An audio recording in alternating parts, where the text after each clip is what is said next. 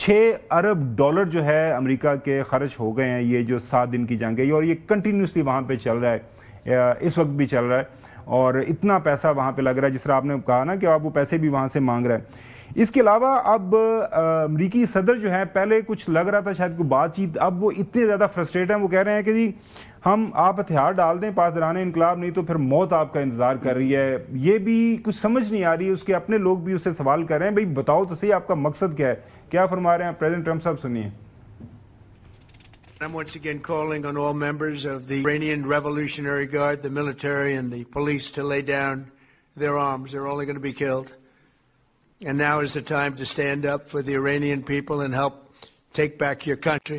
You're going to have a chance after all these years to take back your country. Accept immunity. We'll give you immunity. And we'll be giving you really the right side of history, because that's what it is.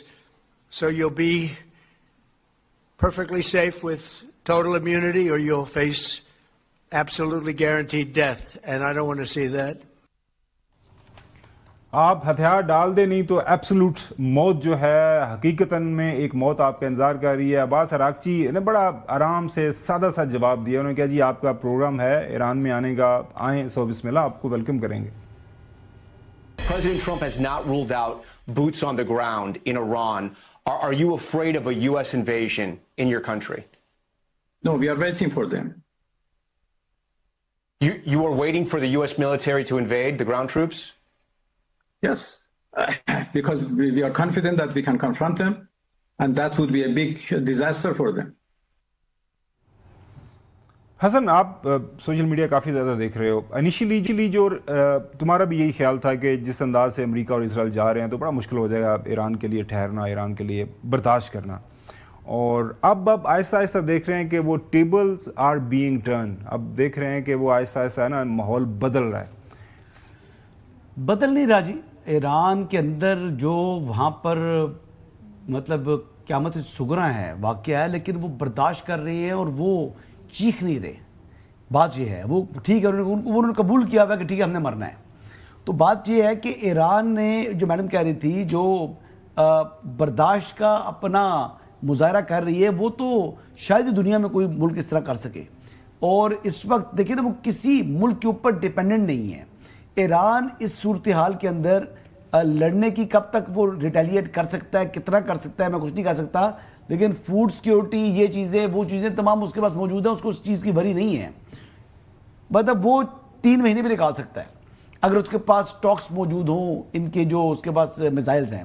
اب وہ missile کا Stokes کتنی ہیں، وہ کتنے استعمال کر رہا ہے، کتنے کر چکی ہے، ان کا مجھے نہیں معلوم کہ کیا صورتحال ہے، لیکن بہرحال اس وقت اگر سب سے امپورٹنٹ چیز یہ ہے کہ پریزیڈنٹ ٹرمپ کا جو چہرہ ہے، ان کی جو باڈی لینگویج ہے، وہ بہت ڈاؤن ہے۔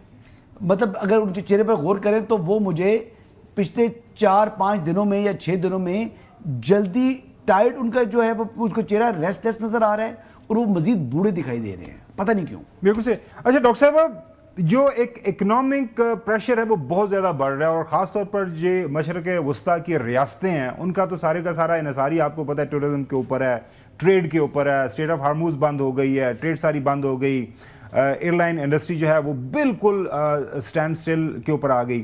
تو اب برداشت زیادہ کرنا ہے مڈل ایسٹرن سٹیٹس کو، ظاہر ہے امریکہ جنگ لڑ سکتا ہے، اس کے پاس ہتھیار موجود ہیں، ایران برداشت کر سکتا ہے، وہ برداشت کر رہا ہے، تو یہ جو مڈل ایسٹرن بلاک ہے، جو جی سی سی کنٹریز ہیں، یہ کیا کریں گی؟ یہ کوئی ایسا کوئی پریشر گروپ بنائیں گی آنے والے دنوں کے اندر؟ یہ کیونکہ خطوط تو لکھنے شروع ہو گئے ہیں ان کے جو بزنس مین ہیں کہ خدا دے واسطے تسی ساڈے نال کیتا ہے، کہ مطلب کتنے پھسا دیتا ہے سانو۔ ڈاکٹر صاحبہ دیکھیے، یہ تو جو آپ تمام باتیں کر رہے ہیں نا، یہ شارٹ ٹرم ایفیکٹ ہے اس کا۔ ظاہر ہے گلف سٹیٹس اس سے باہر نکل آئیں گی، یہ بات تو بالکل طے ہے، لیکن اس سے گلف سٹیٹس اور امریکن جو تعلقات ہیں یا جو سیکیورٹی فریم ورک ہے وہ کس طور امپیکٹ ہوگا، میرے خیال ہے وہاں بڑی شدید دراڑ پڑ گئی ہے۔ ابھی حسن ایوب صاحب کہہ رہے تھے کہ کیا صورتحال ہے میزلز کی اور کیا سٹاکس ہیں، تو جس طرح اس جنگ کو بہت سارے نام دیے گئے نا، جس وقت یہ جنگ شروع ہوئی تو اس کو کہا گیا وار آف چوائس، اس کے بعد اس جنگ کے لیے کہا گیا وار نو ون اونز، یعنی اس وار کو امریکی بھی اون نہیں کر رہے، وہ بھی یہ کہہ رہے ہیں کہ اسرائیل کی جنگ ہمارے متھے لگ گئی ہے، اور جو ابھی تیسرا نام اس جنگ کے لیے آیا ہے نا وہ ہے جنگ آف ویئر ہاؤس، یعنی کس کے پاس کتنے سٹاکس ہیں. تو وہاں پہ بھی ایران کا بڑا انٹرسٹنگ سٹیٹمنٹ آیا ہے. ایران نے کہا ہے جی ہم اپنے میزلز بنا رہے ہیں، اور بہت لوگوں کا یہ خیال ہے کہ ان کو چائنا سے بھی میزلز کی سپلائی ہے. اور انہوں نے جو بدلاؤ لائے ہیں وہ یہ کہ وہ اب میزلز انڈر گراؤنڈ سے لانچ کرتے ہیں. جب آپ میزلز کو انڈر گراؤنڈ سے لانچ کرتے ہیں ان کی ڈیٹیکشن بہت مشکل ہو جاتی ہے، اور اس ڈیٹیکشن کے ساتھ سٹرگل کر رہا ہے اسرائیل اور امریکہ. اور جو کاسٹ کا ڈفرینشیل ہے وہ تو آپ کو پتہ ہے، ایران پہ کم قیمت پڑتی ہے، اس کو روکنے کی امریکہ پہ اور اسرائیل پہ بہت بڑی قیمت پڑتی ہے. لیکن جو اس میں شاید مجھے اور آپ کو یہ سوچنا چاہیے کہ اس پلانٹ کے لیے اور ہیومینٹی کے لیے یہ جنگ خطرناک ہے، بہت زیادہ خطرناک ہے جنگ. بالکل صحیح ہے. ہر شیڈو آتا ہے ایٹامک ہر جگہ پہ وارفیئر کا، یعنی یہ بہت آپ کی بات بالکل صحیح ہے. چوئی صاحب یہ کوئی بات بھی آپ سے کرنا کر رہے ہیں؟ چوئی صاحب ایک جملہ اگر آپ اجازت دیں تو اور کہنا چاہ رہی ہوں. جی جی پلیز. جی میں بس یہ اور گزارش کرنا چاہ رہی تھی کہ جو مجھے ایک امید کی کرن اس میں نظر آ رہی ہے وہ یہ ہے کہ اب چائنا نے فارملی کہا ہے کہ وہ ثالثی کا کردار ادا کرے گا. چائنا کا اثر رسوخ ایران پہ ہے، اور ایران چائنا کا جو ریجنل آرکیٹیکچر ہے سمجھیے اس کا پلر ہے. چائنا اس وقت ایران کو نیگوشیٹنگ ٹیبل پہ لا سکتا ہے اگر امریکہ اسرائیل کے چنگل سے باہر نکل کر بات چیت کر سکے. اب یہ فیصلہ پریزیڈنٹ ٹرمپ نے کرنا ہے. چوئی صاحب آپ ہمیشہ چائنا کی بات کر رہے ہیں، لیکن یہ رشیا اور چائنا، ابھی چائنا نے بات کیا لیکن اوورال خاموشی ہے. چوئی صاحب یہ دو بڑی طاقتیں ہیں، تھوڑا سا فورسفلی اگر پہلے آ جاتی تو اتنا زیادہ شاید نقصان نہ ہوتا، پہلے معاملات بہتری کی طرف جا سکتے تھے. چوئی صاحب لیکن یہ ایران جو ہے انہوں نے تو کسی لیول پر بھی نہیں کہا تھا کہ ہم نے جنگ کرنی ہے.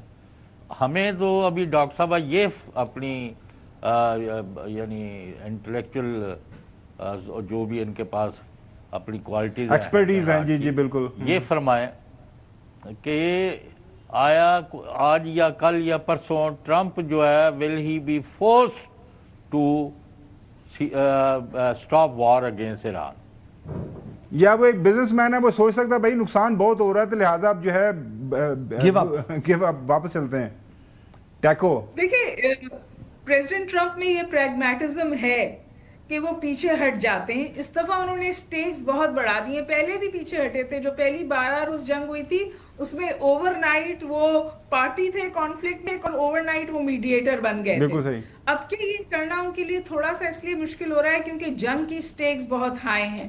موبل ابراہیم لنکن جا کے آپ نے وہاں کھڑا کر دیا، اتنی ہائپ کریٹ کر دی، اعلان کر دیا کہ ابھی بھی وہ اعلان کر رہے ہیں کہ ایران کی جو بحری بیڑے ہیں وہ ہم نے ختم کر دیے، ایران کے پاس اب کچھ نہیں بچا.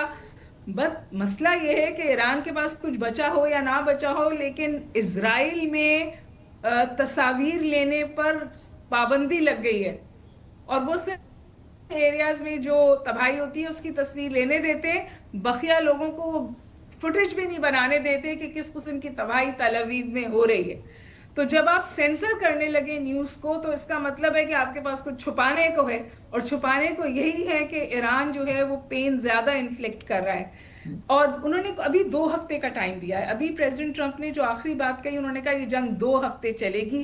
میں دوبارہ گزارش کروں، میں امید کر رہی ہوں کہ ایران چائنا بالخصوص بیچ میں پڑھ کر اور شاید کسی حد تک رشیا بھی کوئی ثالثی کی طرف اس جنگ کو لے جائے، ورنہ ہم سب کا نقصان. جی ڈاکٹر صاحب، لیکن سینسر تو مڈل ایسٹرن جو ممالک ہیں وہ بھی کر رہے ہیں، خالی اسرائیل تو نہیں کر رہا. ممالک بھی وہ تو بہت کوشش کر رہے ہیں. فاگ آف وار اس کو بولتے ہیں. چائنا وہ ٹھیک کہہ رہی ہیں کہ چائنا ایک بڑا پلیئر ہے دنیا. چلیں ڈاکٹر صاحب